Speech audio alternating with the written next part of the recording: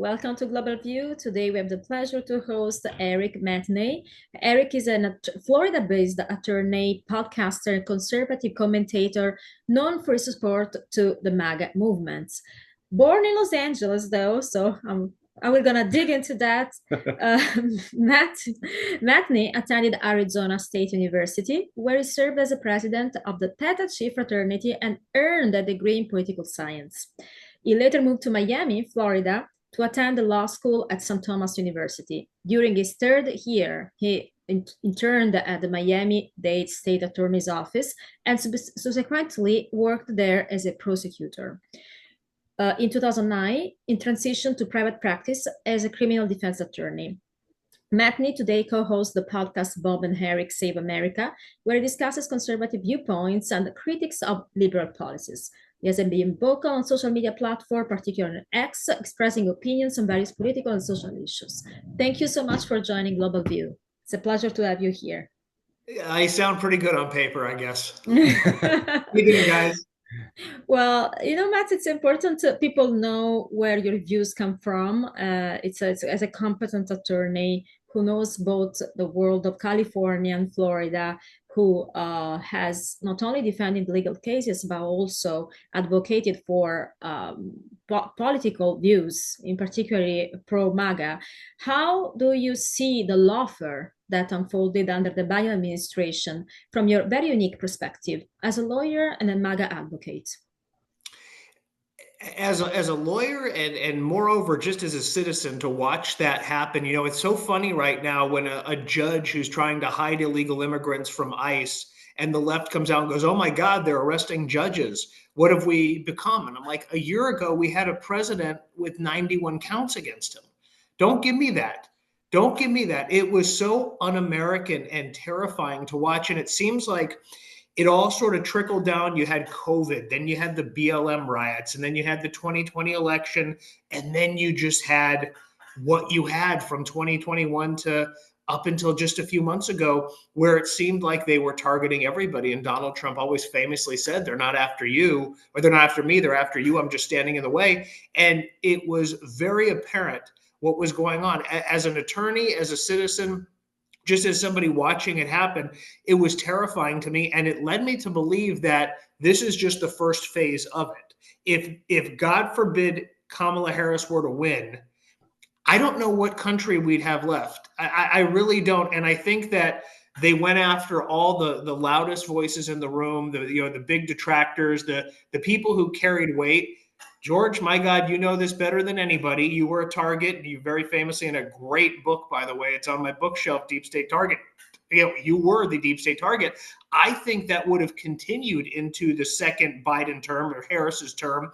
Whoever's running the show, now they're going to go after the social media influencers, the podcasters, people that are saying the things you're not allowed to say under the umbrella of hate speech and terrorism, like they did after January 6th, like they did for anyone who's supporting Trump. The one difference or couple of differences between this term and the first is, one, Trump doesn't care anymore because he doesn't have to win. And when you take the brakes off, I mean, look, compliment your enemy. Obama was far more effective for his people in his second term than he was in his first. Trump is far more effective now because he doesn't have to worry about re-election. Second of all, I think the culture's changed dramatically. And I think that's a result of what we saw for the last 5 years. No, it's a great point, Eric. You mentioned you mentioned a lot of great points, but I want to focus for a second on the hate speech legislation and this attempt to censor free speech, especially now that decentralized media has given individuals like yourself, ourselves, such a massive platform to actually get out these facts that would have previously been suppressed. So do you think that inconvenient facts, let's use that word, might be threatened under the masquerade of this hate crime or hate speech law that the Democrats and some people, I guess, on the right are trying to push through? What are your thoughts on this balance between free speech and how decentralized media is allowing dissenting opinions to get these inconvenient facts out? Well, that's interesting. And the First Amendment, I think today is as true as it was when it was written. And to say that the founders didn't anticipate the breadth of media, you know, I don't know if we can anticipate or predict the future any more than the next person, but the bottom line is that it's an individual right. And whether that's you speaking, you know, if you were 250 years ago, you're talking to people in a tavern, or you're speaking to people over the airwaves, it doesn't matter. That right applies to you. It's your right because you are born here, because you're an American. God gave you that right. Government doesn't give you that right, and government can't take away that right because it's not theirs to take away. The Bill of Rights, we have to remember, and when we start getting into nuanced bits about pieces of legislation, the underlying current of government is that the government is not giving you rights. They're not giving you anything. And the Bill of Rights does not say the government shall, it says the government shall not. It's a prohibition. It's regulating what the government can do with respect to our individual rights. They can call it hate speech, and that's a term of art that's thrown around. I feel like hate speech in the modern era is kind of like what racism was a couple of years ago, and we've sort of moved beyond that because they pushed it too far. I think it's the same thing here. Free speech, hate speech is whatever that particular group hates. If it's liberal talking point, conservative talking point, whatever the case may be, free speech really should have very few limitations. One, don't threaten harm against another person. Don't shout fire in a crowded theater. And that's really about it. If I want to get on the airwaves and I want to talk however I want to talk, whether you agree with me or not, it's my right to say it. It's an individual right. And if you're a true conservative, if you believe in the Constitution, you will not infringe upon someone's right to say what they want to say, even if it's a viewpoint that you disagree with. Totally agree with everything you just said, Eric. Me too. And you know, one of the biggest problem that come from all this Biden years of Biden administration is that, and even before with Obama, is that people don't trust anymore the institutions. So we don't trust the justice system. We don't trust the FBI. We have seen all these institutions weaponized for political agendas. Of course, at some point, we know the institutions are done by people. Some people can be corrupted, some other not. Some people are at the service of an agenda, other are not, which is the biggest flaw and the biggest problem with the way the institution held themselves through this so inflammatory political time. You know, that's a good question, and I don't know if we recover from that. I think, you know, in the wake of COVID, in the wake of the 2020 election, in the wake of, you know, the BLM riots, I think we celebrate like the 5-year anniversary. They stopped a pandemic that they told us was going to kill us if we didn't wash our hands 15 times a day, if we didn't follow the stupid tape at the grocery store, but they paused it to allow people to riot.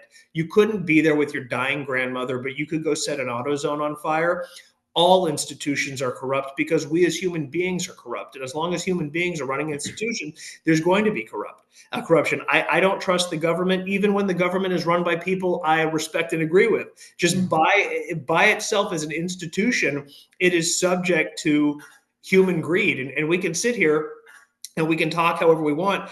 I don't know if politics would change me. I don't know if, you know, it's like, people get elected and they run on platforms, and I believe they're authentic people, but then something happens to them. I think someone takes you into a smoke-filled room and says, this is the way the world is, and it changes you. And I've never had anyone offer me $1 million cash. I've never had someone, you know, funnel money and buy me a vacation home. I don't know what that world is like, but I know that there's people out there that make a respectable salary and live like they make 10 times that. There's a funny meme out there that shows the doctor making $174,000 versus the congressman making $174,000, who's got 2 boats and 5 vacation homes. So I think by and large, we generally, you know what, we should as Americans be naturally distrustful of government. And if you read the Constitution, it reads sort of like someone who is very paranoid and just came off of tyranny wrote it, because it sets very strict requirements for the government. We as Americans, being born as Americans, have a rebel spirit, and we will always be naturally distrustful of government, whether it's run by Trump, Biden, whomever. We're always going to be a little leery when it comes to power. That's a great point. And just a follow-up question about it. Do you believe that some of the people in the current government, or all of them, that used to expose those facts, used to investigate Russiagate, like our FBI director, Kash Patel and Dan Bongino, do you think they will be loyal to their purpose, or they will be corrupted as well by the institutions? That's the $1 million question that has yet to be seen. I want to trust them because I like them, but the people that I trusted and liked were not in the government at the time. I trusted and liked I like Kash Patel. I like Dan Bongino because I like what they were able to say when they had the freedom of being a private citizen. Whether we could sit here and rail against the establishment, that's fine. But Dan Bongino and Kash Patel are part of that establishment. There is an establishment, it's the Department of Justice. They are part of it. And will their positions change being in that realm? Yeah, I think it will. I trust them to do the right thing, but I also, at the same time, I'm not crazy enough to sit here and think that I have all the answers and that I could wave my fingers and go, this is going to happen. I speak from a layperson's perspective. I have no idea what goes on at the highest levels of Department of Justice. And you have to trust that these people coming in, look, they have to operate within the bounds of the law. And I'm sure they're subject to a lot of information that we don't have. The whole Epstein thing, I know people get real upset. When are the arrests coming? You promised us the files. Guys, there could be, Epstein could have been a confidential informant. I mean, there could be very top secret information on him. We don't know. And I do think we have the good guys in charge. I do trust them. And I'm also smart enough to understand that I'm not going to get everything I want. And you're never going to have a government that's going to give you everything you want, nor should you. Eric, let's talk about Epstein for a second. You mentioned he could have been a confidential informant. Obviously, one issue that the president has made very clear that he would like to do, and he's actually enacting it, is declassifying pertinent and very sensitive documents from MLK files, JFK files, obviously Crossfire Hurricane, the entire Russiagate stuff. That's some of it's come out, others has been, some has come out, other hasn't. Why do you think the last 2 weeks, they have attempted to basically distract every which way possible from the Epstein files coming out? It seems that every single time there's any momentum or any heat or pressure applied to this Epstein issue, it's always like, oh, we're going to announce new investigations, like the pipe bomber, which is important stuff. I'm not saying this isn't important stuff. I think the FBI just announced 3 new investigations: the pipe bomber, the cocaine at the White House, and something at the Supreme Court. I think a leak at the Supreme Court. Why not just focus on Epstein when this was such a critical campaign issue and it has such a massive public interest? A couple of reasons. One, I think there's a lot of information they have to redact as far as the victim's information, because remember, this is at the bottom of all of it is child sex abuse, and they have to protect the victims involved. That's one thing. Second thing, I think there's probably a lot of prominent conservative names in that black book as much as liberal names. I think there's a lot of people that are in power that could say, hey, let's put the brakes on this for a minute. I think what they were doing over there was a massive blackmail operation. I think the way things get done in Washington, I don't necessarily think is so much a system of favors. It's more, I know what you did. And there may very well be tapes, there may be recordings, there may be documentation of people having gone there for the reasons that they went there. And they still have the ability to stall it, or, they know the right people that they can put the brakes on it. But I think that if those names were to come out, man, I think a lot of your heroes honestly might be in that book. I just think, and Joe Rogan talks a lot about it, with the Diddy trial, because he was the Epstein of the music industry. And I just think something happens when you achieve that level of power that we as mere mortals just can't possibly comprehend. It's just something, I don't know, maybe it's the idea, like, how far can I push the limits of depravity? What can I do? And there's just something that attracts those people to that element. And I think, unfortunately, there's probably going to be a lot of people that you may respect who are like, wow, you went to Epstein Island. Wow, you flew on the plane. You were involved in that. And I think as long as there are people still in government who are tied to that, they're going to have a real hard time releasing that information, because it's not like the president can just snap his fingers. There's a whole protocol you got to go through, and there's little pieces along the way, and there's people in there that could say, hey, put the brakes on it for a minute. And, maybe, the president just has to say, like, hey, executive order, release it in 24 hours. Maybe he's got to do something like that. But again, there could be information that we're not privy to for good reason. So I want to trust the people in charge. As much as I may want to see something, I want to trust the process as well. Same here. And you have a very successful show, so you face all these political talks with excellent guests.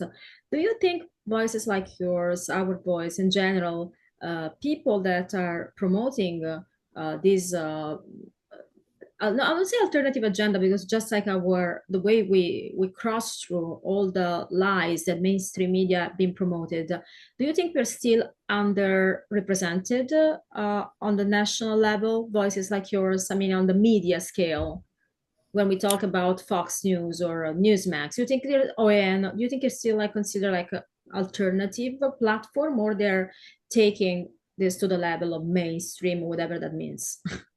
I think mainstream media is dead. And I think if you look at the views, if you look at the shares, Yes, if it you is. click rates, we're getting more viewers, listeners, however people want to ingest this media, than CNN, than MSNBC, than a lot of Fox shows.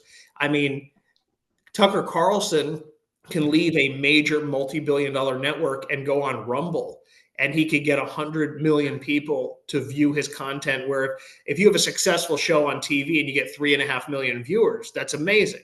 Mhm. And the fact that we have the ability, and technology is obviously a big part of it, that we have the ability to sit wherever we sit in our own homes and broadcast to the world. And that's one of the remarkable things about this technology that's come about in our lifetime. And it's given an opportunity. I mean, you have more voices out there. I remember I was born in 1981. I remember when there were like 12 channels. And I remember when news came on at 6 p.m. and that was the nightly news. And now, I mean, we do live in a news cycle where it's constant. And I think we are inundated with too much information. I think there's definitely a downside to that. But at the same time, the people I listen to, the people I respect, they're not on television. And I say this all the time. When news breaks, when you're at dinner and you get a message, you get an alert, I don't turn on the TV. I go to X, I go to Truth Social. I look to the people who I respect, because I know if they're saying it, then it's true. I'm not turning on the news. I remember the day that Trump got shot, July 13th, 2024. I'm having dinner with my family. My phone starts blowing up. I get a text message, Trump just got shot. I didn't turn on the TV for 3 hours. I was on X. I saw the video. I saw people, posting about it. That's the media. So when people go out and say we are the media now, they're 100% correct. We are the media now. Totally. What do you think these censorship laws that they're trying to implement, how do you think that this is going to affect the decentralized media? Do you think that they are the ultimate target of these laws that they're trying to push? Because at the end of the day, it's like you said, the mainstream media is basically a narrative that's cultivated and rubber stamped by various agencies, agendas, a lot of big money behind it, lobbyists. Especially when I was dealing with the media, I mean, I would tell them so much information they would willfully suppress half of it because it would go against whatever interest, obviously, President Trump and other people were fighting against. But we have a free voice. Like you said, you go to look at people you respect. So I think we're the ultimate targets of these new laws that they're trying to push. How are we going to fight back against this legally? Fight back. Well, I think that a lot of attorneys, a lot of prominent people, a lot of people in government. I mean, a lot of Congress people, a lot of former Congress people, a lot of very prominent individuals have taken to podcasting and streaming, and taken to making their voice sort of their method for getting their word out there and making a living at the same time. But yeah, absolutely, new media, streamers, podcasters, quote unquote influencers. I really don't like that term, but I understand what it means. Are certainly the target of that, because we don't get politicians elected. Mainstream media does. CNN does. MSNBC. That's an arm of the Democratic Party. Just like Fox News knows how to have people on, the right people push the right message for election time. We have the ability to change that. And yeah, we can put candidates on our shows and help get visibility and help get the candidate elected. And we also have more power than the mainstream media, because there's just more of us and there's more people tuning into us. So certainly, to maintain that balance of power, when you have the corporate media on the side of the government, of course, when the tide of the people rises, you have to put that down. Even in a free society, we still have government, we still have men and women in power who want to keep their power, and any threat to their power, they're going to try to legislate against that. In a third world country, they just shoot us. But in a free country, they'll try to make laws creating limits to what we do. Yeah. Yes, and there are good and bad side of what happened in the last years. On one side, we don't trust institutions, but on the other side, we don't trust the mainstream media, which is a good point. So we direct our source of information through diverse platforms and likely to be more truthful. So how do you see the evolution and the legacy of the MAGA movement after this term? Oh my gosh, I've been thinking about that for a long time. It's not necessarily with any particular individual. I think that we on the conservative side have a really deep bench. We have a lot of talent and no shortage of it. And one of the things I love that Trump has done in his second term is his cabinet's almost entirely comprised of people in their 40s. He's got young people around him who can be in positions of power for the next 10, 20, 30. Trump's 78. JD Vance is 41. I mean, what does that tell you?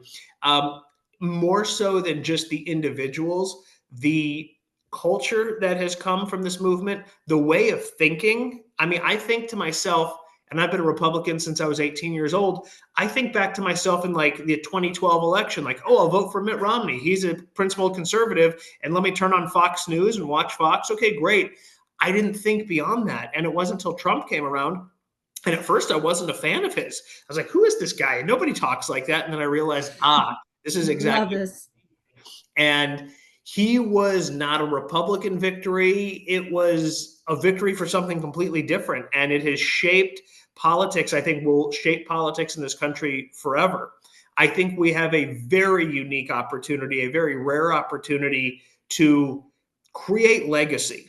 And we do that by changing the culture, having the right people. I think Trump is just a person, but the movement's going to outlive him.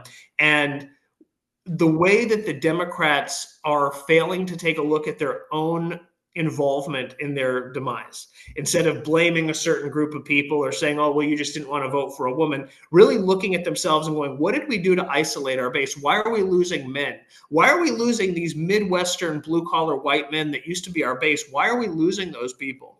Could it be transgender issues? Could it be the race baiting? Could it be those that maybe didn't bring people to vote for Trump, but certainly brought people who had voted Democrat for 40 years to say, I'm just staying home today. Yeah. Instead of doing that, they've doubled down. The fact that people are talking about AOC as a viable candidate should give you an idea just how much trouble that party's in. I think 2028, I don't want to get ahead of myself. I think we win. I think what's more important than that is we have executive power right now because the president understands the power of the executive. We have not figured that out with the legislative. We have a majority in both houses, but we're still very timid in the way we legislate. Nancy Pelosi is a terrible human being, but my God, she got things done for her people. I wish we had that in Mike Johnson. Donald Trump is a killer. We need killers in Congress. We need people that have his leadership style. I mean, look, you're never going to have another Trump, but you got to have certain instincts that a lot of people in Congress, we're just going to go along to get along. We're just going to make our deals and we're trying not to piss off the other side because God forbid when they get power, we don't want to set a precedent. That narrative should have been destroyed in the last 5 years. The Democrats did everything we said we'd never do. They were indicting a former president when he was running as a candidate for president.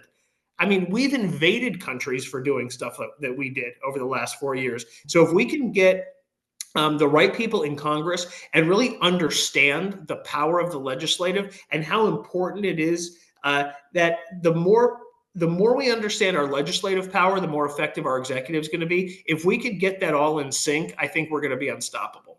And I think there's a bit of a learning curve, but I think the more pressure we put on our congressmen and the more we speak out against them, as much as they may reach out to us and say, hey, Eric, can you not post that? Can you not be so hard on this guy? No, independent media, new media means you're not getting corporate money.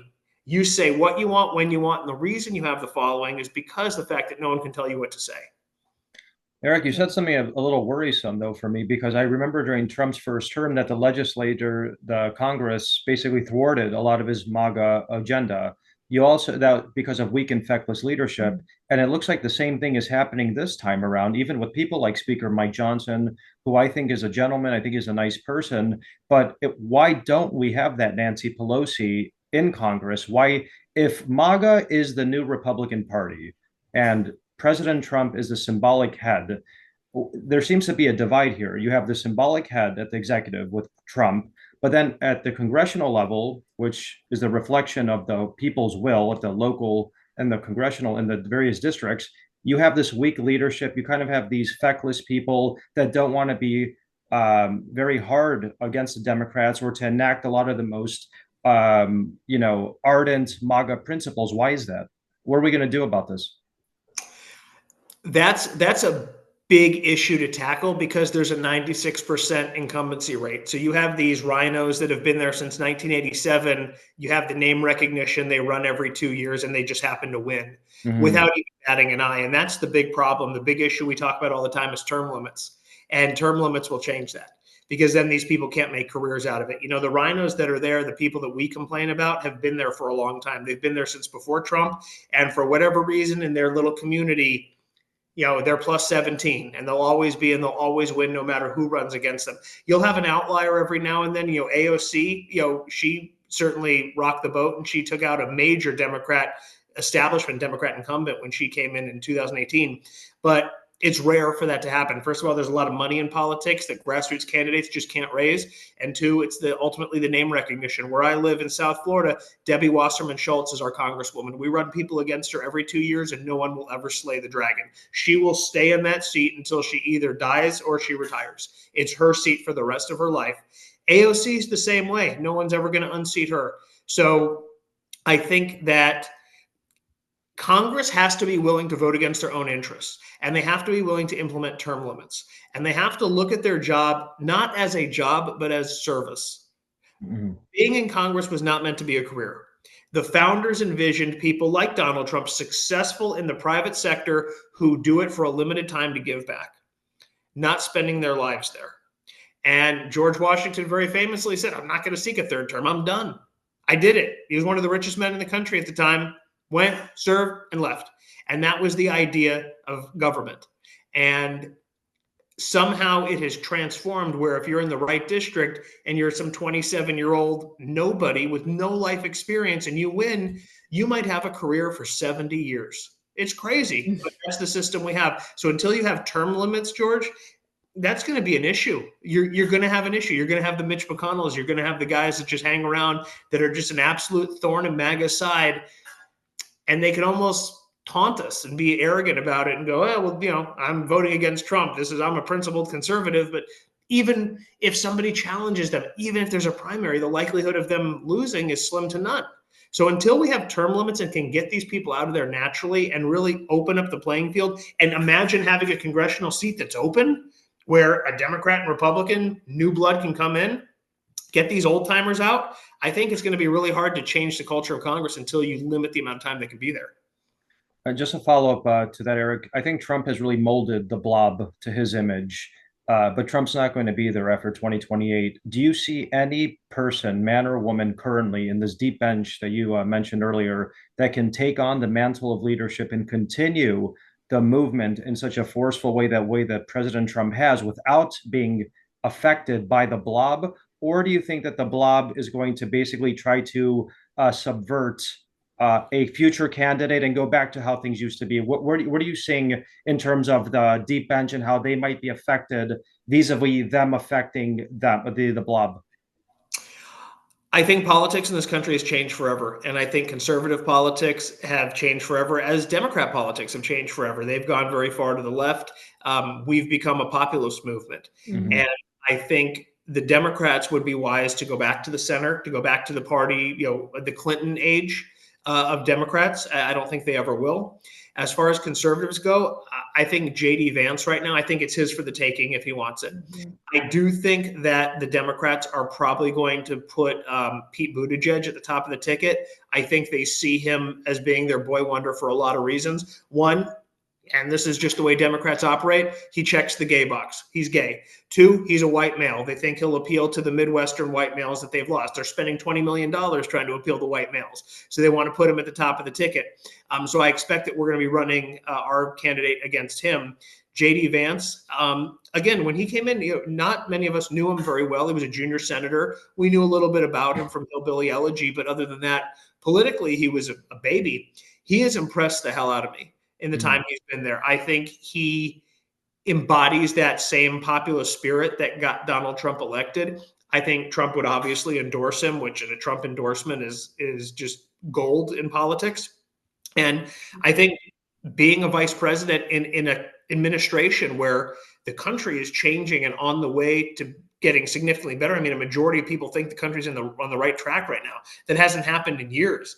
Stock market's moving. The tariffs this is working, and we're respected on the world stage again. Juxtapose the image of Joe Biden sitting there looking at his watch after 13 servicemen were killed, and look at the reception that Trump gets. Look at how the world is reacting to a Trump presidency. So I think you're going to want to see a continuation of that. And I think J.D. Vance is the one to mantle.